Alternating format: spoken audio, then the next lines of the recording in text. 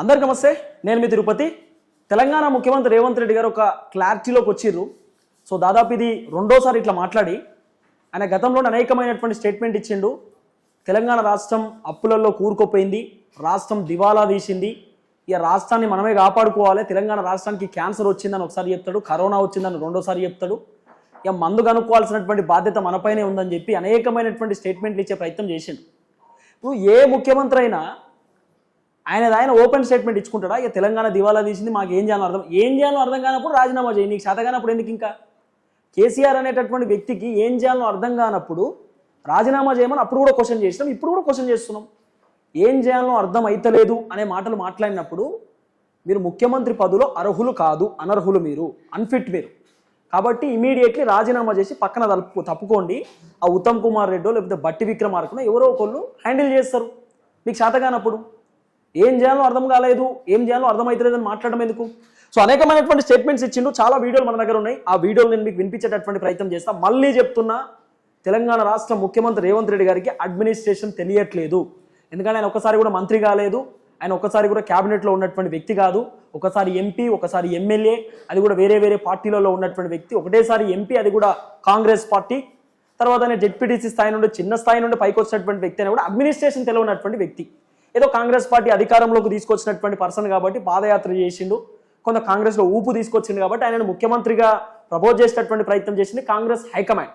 కానీ నేను ఇప్పుడు మాట్లాడుతున్నటువంటి మాటలు చూసిన తర్వాత హైకమాండ్ కూడా ఒక క్లారిటీ వస్తుంది. అది ఒక ముఖ్యమంత్రి స్థాయిలో ఉన్నటువంటి వ్యక్తి ప్రభుత్వాన్ని కాపాడే ప్రయత్నం చేయాలి, ప్రభుత్వానికి ధైర్యం నింపే ప్రయత్నం చేయాలి, తెలంగాణ ప్రజలకు భరోసా ఇచ్చేటటువంటి కార్యక్రమం చేయాలి. కానీ మా దగ్గర పైసలు లేవు, అప్పు ఉడతలేదు, నేను ఎక్కడికన్నా పోతే నన్ను దొంగలు లెక్క చూస్తుర్రు, ఢిల్లీకి పోతే చెప్పులు ఎత్తుకుపోతారేమో అని చెప్పి నాకు అపాయింట్మెంటే ఇస్తలేరని చెప్పి స్టేట్మెంట్లు ఇచ్చేటటువంటి ప్రయత్నం చేస్తున్నాడు. నాకు తెలిసి కేసీఆర్ కూడా తెలంగాణకు ముఖ్యమంత్రిగా ఉన్నాడు. కేసీఆర్ కంటే ముందు చంద్రబాబు నాయుడు, వైఎస్ రాజశేఖర్ రెడ్డి, తర్వాత అనేకమైనటువంటి రోషయ్య, కిరణ్ కుమార్ రెడ్డి, చాలామంది ముఖ్యమంత్రులు ఉన్నారు. వాళ్ళందరూ అంతా ఓపెన్ స్టేట్మెంట్ ఇవ్వలే. అప్పు పుడతలేదు, అప్పు ఇత్తలేరు, ఏం చేయాలో అర్థమవుతలేదు, రాష్ట్రం ఎట నడపాలి అంటే, రాష్ట్రం నడవాలంటే అప్పే పుట్టాలనా? అప్పుతోటే రాష్ట్రాన్ని నడిపియాలనా? ఇప్పుడు రేవంత్ రెడ్డి గారు చెప్పేటటువంటి మాటలు గిట్టే కనబడుతున్నాయి. అప్పు పుడితేనే మేము రాష్ట్రాన్ని నడుపుతాం, లేకపోతే రాష్ట్రాన్ని నడపలేము, మాతో కాదు అనేటటువంటి టైప్లో రేవంత్ రెడ్డి గారి స్టేట్మెంట్స్ కనబడుతున్నాయి. సరే, ఒకసారి ఈ వీడియో అయితే మీరు వినేటటువంటి ప్రయత్నం చేయండి. చాలా క్లియర్ కట్ వీడియో ఇది. బాగా లేదు, అప్పు పుడతలేదు, అనా పైసా ఎవడు ఇస్తలేడు, ఎవరినైనా కలవడానికి పోతే బ్యాంకర్లు దొంగలను చూసినట్టు చూస్తున్నారు తెలంగాణ రాష్ట్ర ప్రతినిధులను. ఎవడు ఢిల్లీకి పోతే అపాయింట్మెంట్ కూడా ఇస్తలేడు, వీడు వస్తే చెప్పులు కూడా ఎత్తుకుపోతాడేమో అన్నట్టుగా ఆ పరిస్థితి ఉంది దేశం ముందల. ఇంకా చెప్తాడు, అప్పు పుడితే నేను కూడా ఏదో ఒకటి చేసి తెచ్చిచ్చేటోను, అప్పు పుట్టట్లేదు, ఎవడు బజార్లో నమ్మడం లేదు, స్వీయ నియంత్రణనే దీనికి పరిష్కారము. అంతే, ఉన్నంతలో గౌరవంగా సంసారాన్ని నడిపితే బజార్లో ఎవడైనా నమ్ముతాడు. అంతే, వీధికెక్కి రచ్చ చేసుకుంటే కుటుంబం పరువు బజార్లో పడేసుకుంటే ఎట్లుంటదో, ఉద్యోగ సంఘ నాయకులారా, రాష్ట్ర ప్రభుత్వం అనేది మన కుటుంబము, అంతే. ఈ పరువును బజార్లో మీరు పడేస్తాము అని అంటే కుటుంబ పెద్దగా వద్దు అని నేను విజ్ఞప్తి చేస్తున్నా. ఇప్పుడు 14 నెలల్లోనే 1,58,000 కోట్ల రూపాయలు అప్పు తెచ్చినప్పుడు మిమ్మల్ని ఎవరు నమ్ముతాడు? కేవలం 14 నెలలే. మీరు అధికారంలోకి వచ్చి 10 సంవత్సరాలు అయితే లేదు, 5 సంవత్సరాలు అయితే లేదు. కేవలం 14 నెలల్లో 1,58,000 కోట్ల రూపాయల అప్పు తెచ్చి తెలంగాణ ప్రజల నెత్తి మీద పెట్టినప్పుడు ఎవరు నమ్ముతాడు? ఎందుకు నమ్ముతారు? అరే మొన్ననే అప్పులు తెచ్చిరు, అప్పు తెచ్చిన అప్పుకు వడ్డీలు కట్టమని చెప్తురట.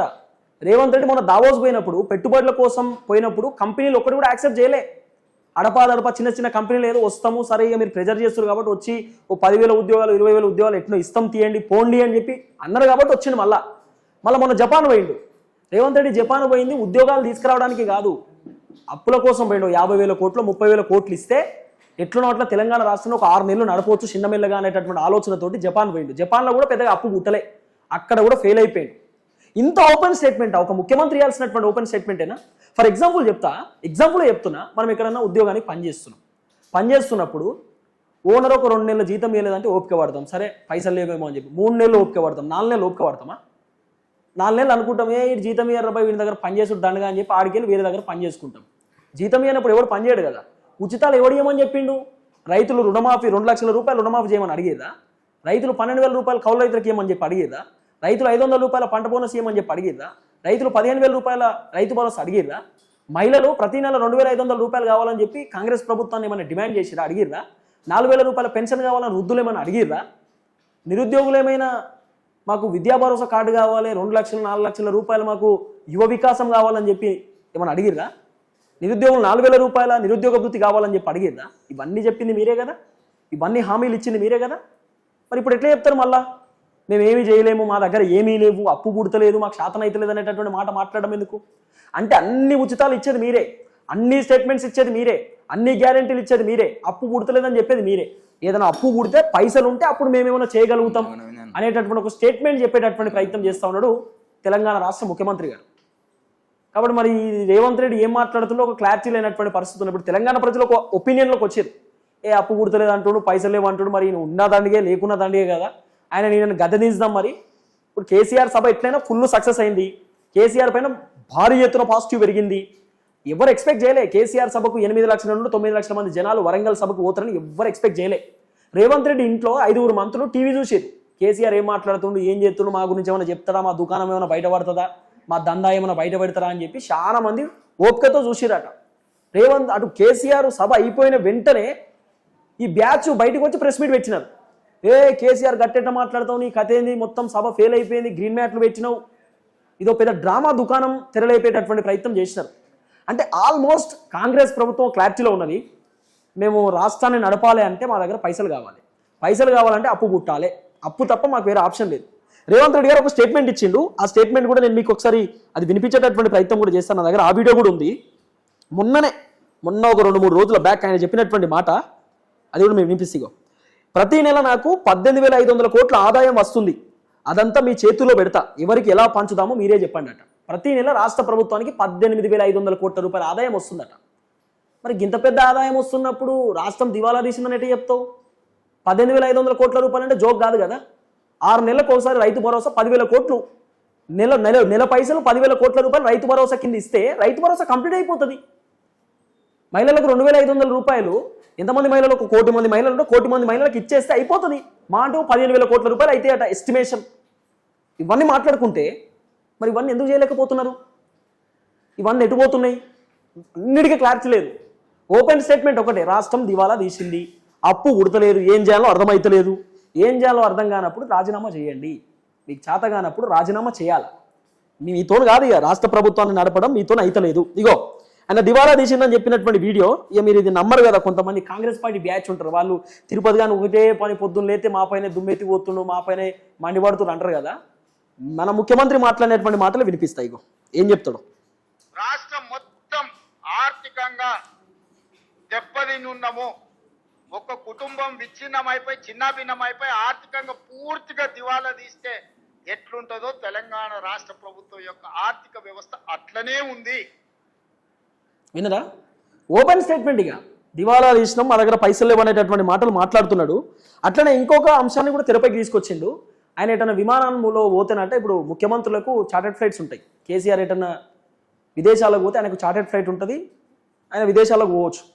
అయితే Revanth Reddy economic ticket book చేసుకొని నార్మల్గా సామాన్య ప్రజలు పోయినట్టు పోతుండట్నయ్య, మేము అట్లా పోలేకపోయినాం, అట్లా పోతలేము, మా దగ్గర పైసలు లేవు అనేటటువంటి ఒక స్టేట్మెంట్ ఇస్తున్నాడు. రేవంత్ రెడ్డి వేసుకునే ఒక టీషర్ట్కి 80,000 రూపాయలు, ఆయన వేసుకునేటటువంటి షూస్కి 1,20,000 రూపాయలు, ఆయన వేసుకున్నటువంటి వాచ్కి 70,000 నుండి 80,000 రూపాయలు ఉంటుంది. మరి ఈ పైసలు పర్సనల్ పైసలా, లేకపోతే ప్రభుత్వం నుండి ఏమైనా వచ్చేటటువంటి పైసలా, లేకపోతే ప్రభుత్వ జీతమా? మరి దీనికి కూడా చెప్పాలి. ఇక మంత్రులు అంటే హెలికాప్టర్, ఉత్తమ్ కుమార్ రెడ్డి, కోమటిరెడ్డి వెంకటరెడ్డికి అయితే పొద్దున్నే హెలికాప్టర్ వేరే పనే లేదు వాళ్ళకు. కొండా సురేఖ కూడా ఈ మధ్యకాలంలో హెలికాప్టర్లో తిరుగుతున్నది. మరి పైసలు లేనప్పుడు హెలికాప్టర్ ఎందుకయ్యా మీకు? నాకు అర్థం కాదు. హెలికాప్టర్ ఎందుకు మీకు? మీ తాన పైసలు లేవు, అప్పు పుడతలేదు, దుకాణం బంద్ అయినప్పుడు హెలికాప్టర్ ఎందుకు అంటున్నా? హెలికాప్టర్ ఎవరు బొమ్మని చెప్తుండ్రు, ఎందుకు పోతున్నారు హెలికాప్టర్లకు? ఇప్పుడు రేవంత్ రెడ్డి ఏం చెప్తుంది తెలుసా? రాష్ట్ర ప్రభుత్వాన్ని మేమే నడపాలన్నా, మేమే బాధ్యత తీసుకోవాలన్నా, ప్రభుత్వ అధికారులకు బాధ్యత లేదా అంటే ఇప్పుడు ప్రభుత్వ అధికారులు ఏంది, వాళ్ళ ఇల్లులు అన్ని తాకట్టు పెంచో 1 కోటి రూపాయలు 2 కోట్ల రూపాయలు అప్పులేమని చెప్తారా? ఎట్లా? ప్రభుత్వ అధికారులకు పిఆర్సీలు ఇచ్చే పరిస్థితి లేదు, టీఏలు డిఏలు లేవు, వాళ్ళకి రావాల్సిన బెనిఫిట్స్ రావు. ఇంకేమన్నా తెలుసా? ప్రభుత్వ అధికారులు జీతాలు ఎక్కువ అడగొద్దట, ఎంత ఇస్తున్నామో అంతే పని చేయాలి, మా తన పైసలు లేవు. ప్రభుత్వ అధికారులకు జీతాలు ఇవ్వడానికి కూడా 4,000 కోట్ల రూపాయలు ఆర్బీఐ బ్యాంకులకు వెళ్ళి మేము అప్పు తీసుకొచ్చే పరిస్థితి, మా దగ్గర డబ్బులు లేవని ఓపెన్ స్టేట్మెంట్. రిటైర్ అయినటువంటి ప్రభుత్వ ఉద్యోగులకు పెన్షన్లు లేవు, దాదాపు 8,000 కోట్ల రూపాయలు వాళ్ళకి ఇచ్చే పరిస్థితి లేదు. అవుట్ సోర్సింగ్ ఉద్యోగులు, కాంట్రాక్ట్ బేసిక్ ఉద్యోగులు 20,000 మందిని తీసేయడానికి ప్రభుత్వం రెడీ ఉంది. ఇప్పుడు వాళ్ళకి జీతాలు అని పైసలు కూడా బర్డెన్ పడుతుందట. మరి ఇక్కడ చర్చ, ఇవన్నీ అంశాలు మనం ఒకసారి డిస్కస్ చేసే ప్రయత్నం చేద్దాం. నాతో పాటు సీనియర్ జర్నలిస్ట్ కార్తిక్ అన్న ఉన్నాడు. కార్తిక్ అన్నతో ఒకసారి మాట్లాడదాం. నిజంగా ప్రభుత్వం నడిపేటటువంటి ఒపీనియన్లో రేవంత్ రెడ్డి ఉన్నాడా? ఇవన్నీ స్టేట్మెంట్ల తర్వాత రాష్ట్ర ప్రభుత్వం ఏమైనా దివాలా తీసేటటువంటి అవకాశం ఉంటుందా? ఆల్రెడీ దివాలా తీసినని చెప్తుండే పెద్ద మనిషి కాబట్టి అసలు ప్రభుత్వం ఉంటుందా, ఊడిపోతుందా కాంగ్రెస్ ప్రభుత్వం? ఒకసారి డిస్కస్ చేద్దాం. అన్న నమస్తే. నమస్తే. సో చాలా రోజుల తర్వాత నాకు కూడా హెల్త్ బాగాలేదు, రాలేకపోయినా. అవును. సో రేవంత్ రెడ్డి చాలా క్లియర్గా ఓపెన్ స్టేట్మెంట్ ఇచ్చాడు. రాష్ట్రం దివాలా తీసింది, క్యాన్సర్ వచ్చింది, కరోనా వచ్చింది, దాని మందు మనమే కనిపెట్టాలి, అతికమించి పోవద్దు, ఎంతలో ఉండాలో అంతలోనే ఉండాలి, సంసారం కొనసాగాలంటే మనం ఎంత చేయాలో అంతే చేయాలనేటటువంటి ఒక స్టేట్మెంట్ ఇస్తున్నాడు. ఇవన్నీ స్టేట్మెంట్ విన్న తర్వాత ఉంటుందా కాంగ్రెస్ ప్రభుత్వం 5 సంవత్సరాలు కాన్స్టెంట్గా ఉంటుందనే ఆలోచనలో ఏమైనా ఉన్నారా? లేకపోతే ఆ వెస్ట్ బెంగాల్ అటు సైడు ఇట్లయితే మొత్తం ప్రభుత్వాలు కూలిపోయి గవర్నర్ పాలన వచ్చినట్టు ఏమైనా వచ్చే అవకాశం ఉంటుందా? అంటే సహజంగా నీ మాట మొత్తం విన్నాను. గట్టిగా రేవంత్ రెడ్డి సర్కార్ని కానీ రేవంత్ రెడ్డి గారిని కానీ పర్సనల్గా గట్టిగానే వేసుకున్నావు. కానీ సరే, నువ్వు పర్సనల్గా నేను వెళ్ళలేను, కానీ నేను కొన్ని విషయాలు మాత్రం చాలా క్లియర్గా చెప్తాను. ఓడ దాటిన దాకా ఓడ మల్లయ్య, ఓడ దాటిన తర్వాత బోడి మల్లయ్య. అంటే అధికారంలో రావటం కోసం 6 గ్యారెంటీల హామీలు కావచ్చు, విచ్చలవిడిగా చెప్పిన మాటలు కావచ్చు, మీరు 2 లక్షల రుణం తీసుకోలేదా, వెంటనే వెళ్ళి తీసుకోండి అని చెప్పిన మాటలు కావచ్చు, రైతు భరోసా నేను ఇస్తాను డిసెంబర్ 9 దాకా ఓపిక పట్టిన అని చెప్పిన మాటలు కావచ్చు, ఇవన్నీ కూడా గతంలో మనం విని ఉన్నాం. మరి ఆ రోజుకి రాష్ట్ర ఆర్థిక పరిస్థితి మీద ఆ మాత్రం అంచనా లేకుండా ఉన్నారా? అప్పటికే గతంలో ఎమ్మెల్యేగా పనిచేసి ఉన్నారు, 2 సార్లు ఎంపీగా ఉన్నారు, పిసి అధ్యక్షుడిగా ఉన్నారు, ముఖ్యమంత్రి కావాలనుకున్నటువంటి ఆ వ్యక్తి కనీసం రాష్ట్ర ఆర్థిక పరిస్థితి మీద ఆ మాత్రం అవగాహన లేకుండా హామీలు ఇచ్చారా అనేటువంటిది. నిజానికి ఆయన ఇచ్చిన హామీలు మొత్తం కలిపితే సంవత్సరానికి 85,000 కోట్ల రూపాయలు అవసరం. 85,000 కోట్ల రూపాయలు అవసరం. ఇప్పుడు హామీల మీద ఒత్తిడి పెరుగుతా ఉంది, విపక్షాల నుంచి ఒత్తిడి పెరుగుతా ఉంది, నీలాంటి జర్నలిస్టు నుంచి ఒత్తిడి పెరుగుతా ఉంది. ఖచ్చితంగా ఇచ్చిన హామీలు అమలు చేయాల్సింది అనేటువంటి డిమాండ్ పెరుగుతా ఉంది. ప్రత్యేకించి ఉద్యోగ సంఘాలు సమ్మె పాట పట్టాయి. ఒకవైపు ఆర్టీసీ కార్మిక సంఘాలు సమ్మె సైరన్ మోగించాయి, ఇంకోవైపు మొత్తం ఉద్యోగం చేసి ఏదైతే ప్రభుత్వ ఉద్యోగులు ఉంటారో వాళ్ళంతా కూడా మాకు నిజానికి వాళ్ళు అడుగుతున్న న్యాయమైన డిమాండ్ అబ్బా ఏంటంటే, ఎప్పటి నుంచో రిటైర్ అయిపోయిన డబ్బులు, అది కేసీఆర్ ఆపారు, నిజం, అది వాస్తవం, ఒప్పుకోవాల్సిందే. అది ఎప్పటి నుంచో ఆగిపోయిన డబ్బు, రిటైర్ అయిపోయినటువంటి డబ్బు, పెన్షన్ డబ్బు, వాళ్ళు కష్టపడి వాళ్ళ శాలరీ నుంచి డిడక్ట్ అయిన డబ్బు మా బెనిఫిట్స్ మాకు ఇవ్వండి అంటే ఇవ్వలేని పరిస్థితిలో తెలంగాణ ప్రభుత్వం ఉంది అంటే మనం అర్థం చేసుకోవాలి. అంటే ఓపెన్ స్టేట్మెంట్ ఇచ్చిండు, ఇప్పుడు రావు అనేటటువంటి స్టేట్మెంటే ఆయన మాట్లాడాను. ఇప్పుడు రావు అడగొద్దు అంటే రావు అనేటువంటి పదం ఎప్పటికీ కరెక్ట్ కాదు. నేను అనేది ఏంటంటే అప్పు కొట్టట్లేదు, సరే ఓకే, ఓపెన్ స్టేట్మెంట్ మనం అగ్రీ చేద్దాం, ఎందుకంటే ప్రజలతో ముఖ్యమంత్రి ఓపెన్ గా మాట్లాడడం నేను ఆహ్వానిస్తాను పర్సనల్ గా. కాకపోతే ఆర్థిక వృద్ధి కోసం ఈ సంవత్సరాల కాలంలో రేవంత్ రెడ్డి గారు తీసుకున్న సంస్కరణలు ఏంటి, తెలంగాణ రాష్ట్రాన్ని ఆర్థికంగా పుంజుకోవడం కోసం, ఆర్థిక పరమైన అభివృద్ధి చేయడం కోసం రేవంత్ రెడ్డి గారు తీసుకున్నటువంటి చర్యలు ఏంటి? నాకు ఒక విషయం చెప్పన్నా, ఒక మాట చెప్పేసి నువ్వు దానికి సమాధానం చెప్తాను. గత సంవత్సరాల కాలంలో హైదరాబాద్ అభివృద్ధి పెరిగిందా తగ్గిందా? రియల్ ఎస్టేట్ పురోగతి పెరిగిందా తగ్గిందా? తర్వాత హైడ్రా వచ్చిన తర్వాత హైదరాబాద్ ఏ రకమైనటువంటి నెగిటివ్ ఫీలింగ్ తెచ్చుకోగలిగింది, దాని మళ్ళీ పాజిటివ్ గా మార్చే ప్రయత్నం రేవంత్ రెడ్డి గారు చేశారా చేయలేదా? అసలు రేవంత్ రెడ్డి గారు అధికారంలోకి వచ్చిన తర్వాత హైదరాబాద్ తీసుకొచ్చిన పెట్టుబడులన్నీ, దాని ద్వారా వచ్చిన ఆదాయం ఎంత, ఎన్ని ఉద్యోగాలు క్రియేట్ చేయగలిగారు, లెక్కలతో సహా ఏమన్నా శ్వేతపత్రం రిలీజ్ చేయగలరా? అది ఇప్పుడు ఒక విషయం తిరుపతి, ఇప్పుడు రెండు మార్గాలు ఉంటాయి ఆదాయం లేనప్పుడు. ఒకటి ఆదాయం పెంచుకునే పని ఉంటుంది, 2 ఖర్చుని తగ్గించుకునే పని ఉంటుంది. ఖర్చుని ఎంతకన్నా తగ్గిస్తారు? ఇప్పుడు ఉద్యోగులు జీతాలు తగ్గించుకోలేరు కదా, పొట్ట కూటి కోసం ఆశపడి గవర్నమెంట్ కి ఓటేసిన వాళ్ళు ప్రభుత్వ ఉద్యోగులకు జీతాలు ఇవ్వడానికి అవుట్ సోర్సింగ్ ఉద్యోగులను తీసేస్తున్నారు, తర్వాత కాంట్రాక్ట్ బేసిక్ ఉద్యోగులను తీసేస్తున్నారు. అంటే ఉద్యోగాలు కల్పించాల్సిన పరిస్థితిలో ఉన్నటువంటి ప్రభుత్వం ఉద్యోగాలు తీసేస్తుంది అని నువ్వు చెప్తున్నా. Okay, agree with you. ఎందుకంటే ఉద్యోగాలు తీసేయడం అనేటువంటిది అది మనం ఎప్పుడు అంగీకరించకూడని మాట. ఎందుకంటే ఉద్యోగాలు కల్పించాలి కానీ ఉన్న ఉద్యోగాలు తీసేయకూడదు. పర్మనెంట్ అవుట్ సోర్సింగ్ ఉద్యోగాలు పర్మనెంట్ చేయి, లేదా కాంట్రాక్ట్ చేయి, కనీసం కాంట్రాక్ట్ చేయి. అంతేగాని తీసివేయటం అంటే వాడు రోడ్డు మీద పడేస్తున్నట్టే కదా, వాళ్ళకి ఉపాధి లేకుండా చేస్తున్నట్టే కదా. నీకు అధికారం ఇచ్చింది ఉపాధి లేకుండా చేయటం కోసం కాదు కదా. ఇప్పుడు నీ అధికారం కోసం అవకాశం ఉన్న ప్రతి హామీని హామీగా ఇచ్చావు నువ్వు, మరి హామీలు అమలు చేయనప్పుడు అధికారం ఎందుకు? నువ్వు అడుగుతున్న మా పాయింట్ లో కూడా ఒక వ్యాలిడిటీ ఏంటంటే, ఏ హామీలు ఇచ్చి నువ్వు అధికారాన్ని పొందావో ఆ హామీలు నెరవేర్చినప్పుడు అధికారం నీకెందుకు, ఆ కుర్చీ నీకెందుకు? ఇంకో స్టేట్మెంట్ కూడా చేసిండు, ఇప్పుడు ఏదైనా అప్పు పుడితేనే మేము అభివృద్ధి చేయాల్సినటువంటి పరిస్థితి అని. అంటే బేసిక్ గా మన భారతదేశంలో ఉన్న రాష్ట్రాలన్నీ అప్పు పుడితేనే పరిపాలన చేసే పరిస్థితి ఉంది. ఇప్పుడు నీకు ఎగ్జాంపుల్ చెప్తా. ఆయన గురువే చంద్రబాబు నాయుడు గారు ఉన్నారు. రాష్ట్రాన్ని చాలా క్రైసిస్ లో హ్యాండిల్ చేస్తా ఉన్నారు. అవును. ఆ క్రైసిస్ మేనేజ్మెంట్ చేస్తూ కొత్త రాజధాని నిర్మించుకుంటా ఉన్నారు. కొత్త రాజధానికి పాజిటివ్ ఇమేజ్ రావడం కోసం మోడీ గారితో శంకుస్థాపన కానీ 2-3 కంపెనీలు ప్రయత్నం చేసి తీసుకురావడం కానీ ఏంటంటే ఒక పాజిటివ్ ఫీలింగ్ తీసుకొస్తున్నారు. ఆ పాజిటివ్ ఫీలింగ్ హైదరాబాద్ కి రేవంత్ రెడ్డి గారు తీసుకురావడానికి తీసుకునే చర్యలు ఏంటి నేను అడుగుదలుచుకున్నాను. ఇప్పుడు హైదరాబాద్ కు ఒక పెద్ద కంపెనీ ఒక వేలాది ఉద్యోగాలతో వచ్చింది, వందలాది ఉద్యోగాలతో వచ్చింది అని చూపించింది. ఒక్కదాన్ని చూపించు. అది కదా బ్రాండింగ్.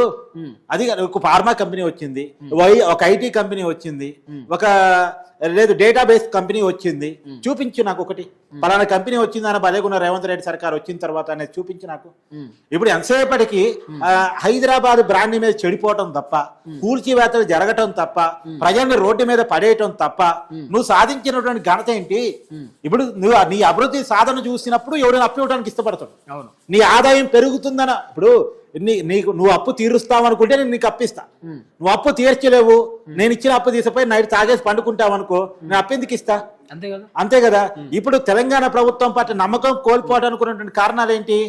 మళ్ళీ వీళ్ళు అప్పు తీర్చలేరు. రేవంత్ రెడ్డి గారు ఒక నెగిటివ్ ఫీలింగ్ లో గవర్నమెంట్ నడుపుతున్నాడు, ఒక పాజిటివ్ ఫీలింగ్ తెప్పించలేకపోతున్నాడు, కంపెనీలు తీసుకురాలేకపోతున్నారు, ఆదాయాన్ని క్రియేట్ చేయలేకపోతున్నారు. ఇప్పుడు నేను అడుగుతున్నాను, సంవత్సరం ఆదాయం పెరుగుతుండాలా తగ్గుతుండాలా?